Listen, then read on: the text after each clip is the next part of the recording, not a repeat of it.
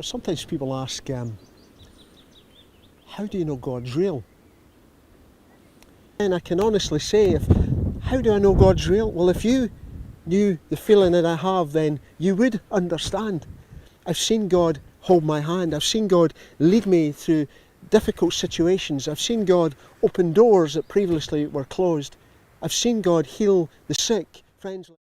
So is it important to go to church? Well, obviously, as a Christian, I'm going to say a fundamental yes. Of course, in the armed forces, equally the soldiers in all the armed forces throughout the world are trained inevitably at some point as a peacemaker to have to take the life of the enemy.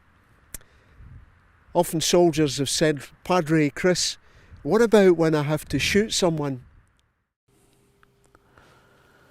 One of the greatest gifts that God has given us is the art of communication, and there's nothing greater than to be able to communicate with God himself. As soldiers and as people that work with the British Armed Forces, we know that comms, as we call it, is vitally important. Without comms, we couldn't get air support. Without comms, we couldn't get our top cover that we needed. And in a sense, prayer to God is our top cover. So how in the military do we cope with a constant life of change? Let me just read you something from Psalm 18. It says, I love you, O Lord, my strength.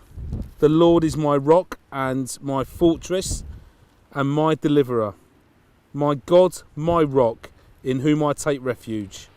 My shield and the horn of my salvation, my stronghold. Anyone that's been in the military knows that it is what we call a transient life.